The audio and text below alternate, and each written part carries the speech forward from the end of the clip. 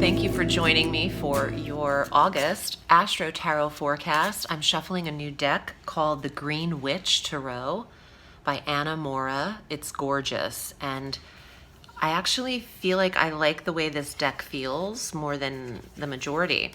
It's you got to get it. You have to feel it for yourself. So I'll be shuffling this deck while I go over the astrological transits for the month. If you're new to the channel, I then go over some of the divination. Thank you for subscribing here and for choosing me for your private readings. I love what I do, and it's because of you that I get to do this. So thank you for subscribing and for following me on Instagram as I build my following. Not quite as much as here on YouTube, but it's getting there. Okay. Let's see what's going on. We've been in this COVID umbrella for a while, and I say this each month, but it's true. Even though we have our pause as a planet, life still goes on, and there are still decisions to be made and strategies to be created, and that's what astrology is for, where you're highlighted and where you're not. So let's get into it, and I'm glad I can be of service here. On the 3rd of August, we have our full moon culminating at 11 degrees of Aquarius. And this awareness is formed in the 6th house of your health and well-being. And for Virgo, a personal habit or routine has been completed, or there's a finishing of a goal that you had arranged for your body or your health by this point, and now new goals are being set. There's also, for pets in your life that are old and ailing, a full moon could see them transition at this time and pass on or around the 3rd as the full moon culminates in the sector of pets. This would not happen out of the blue. This is more of a natural aging effect. So Virgos that have pets that are older, I would prepare for some changes there. This is also a good time to receive back medical calls on testing or blood work. You'll receive them on or around that week where the full moon takes place in a health sector. So the wait shouldn't be longer than the 10th for test results for you. On the 4th of August, Mercury, your ruling planet, enters the sign of Leo through the 20th of August. Now, I like this transit for you because it inspires and stimulates the intuitive sector, and everyone can use a little TLC in the psychic sector. When our communication planet is here for those 16 days from the 4th to the 20th, you can prepare for intuitive data through your dream activity, your REM sleep. The subconscious mind is filled with downloads, and this is more about your personal direction. You should listen to the energy you're receiving. The ideas that come up out of nowhere, the revelations, the moments of aha, they're being given to you. That is a download, and I would adhere to what your messages are, while a message planet is in an intuitive sector. So keep a journal by your bedside when you wake up in the middle of the night with a dream. You want to remember, even if it doesn't make clear sense there, the pieces trickle together. So you have an inspiring transit at this time in August. On the 7th of August, Venus enters Cancer through September 6th. And this is your goal sector, where I feel like you'll be replenishing ones that you've completed at the top of the month. These goals could have to do with friendships and connections or an online presence. The female support in your life is powerful when Venus is in the 11th sector from the 7th of August through the 6th of September. Your new moon occurs, well, all of our new moons occur on the 18th at 26 degrees of Leo, where Mercury's stationed in that very quiet 12th house sector. This is a beautiful time to plan privately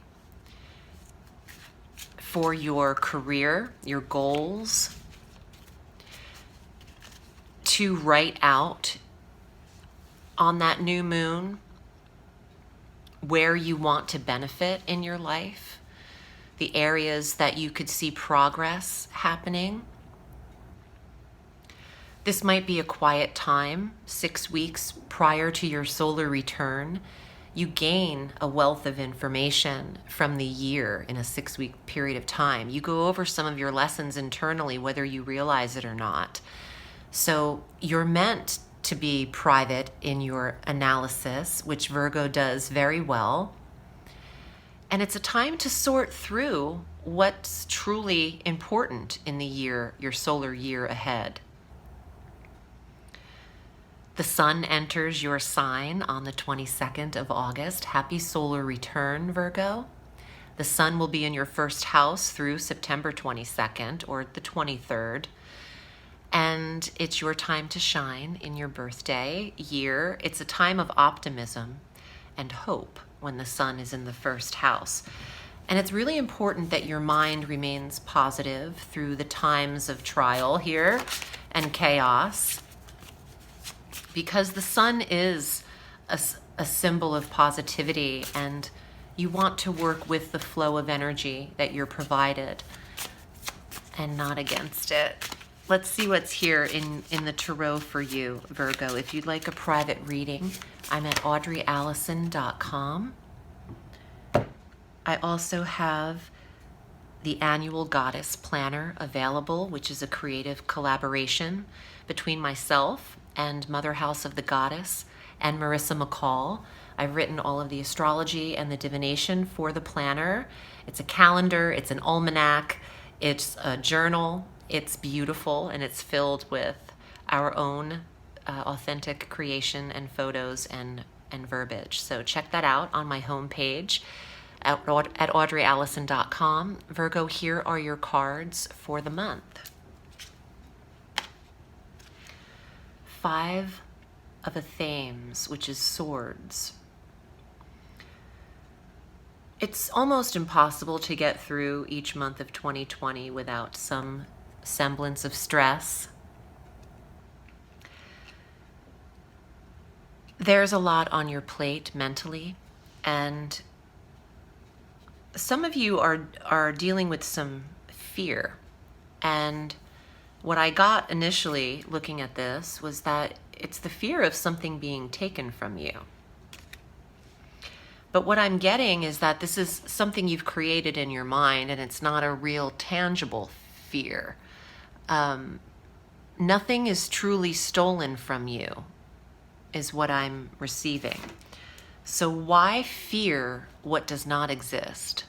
Oof, I gotta write that down.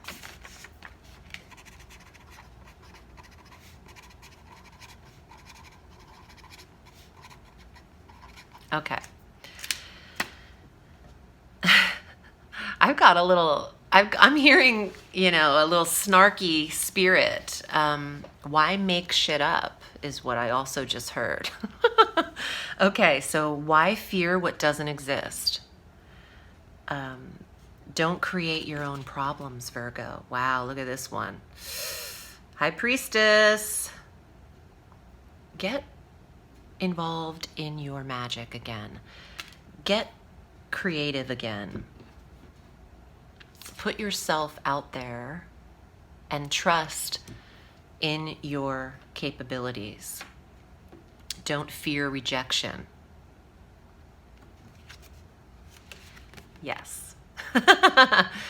Yes, Audrey.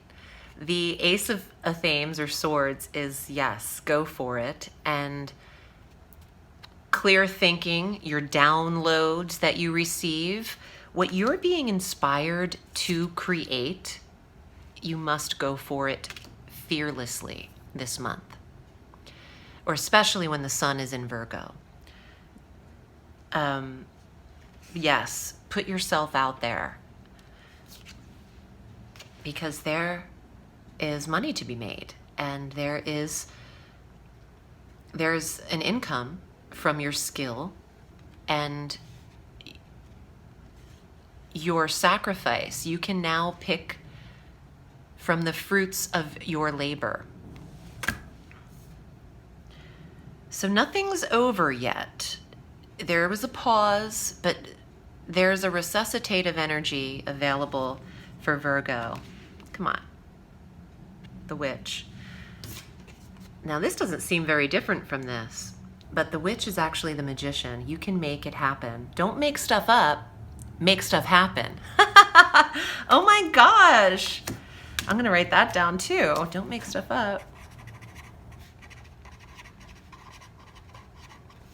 Make stuff happen, because you are in control of creating your destiny. And the witch and the high priestess say so, and I wouldn't mess with either one of them. Just say, okie dokie, and move forward in the direction that you were about to, but then maybe put something down or dropped it for a minute. Now pick it up, give it life again, and put it out there into the world. Because there is something to be earned from this idea, the download, the brilliant idea that you have, that you will be generating with the 12th house activity with Mercury and the new moon there. You're cooking something up. And with all those cauldrons I've seen, you are cooking something up. Look at these girls. Come on. Something's brewing, and put it on the table. I am excited for you, actually. I feel excited as an empath, and it matters to me how I feel in a reading.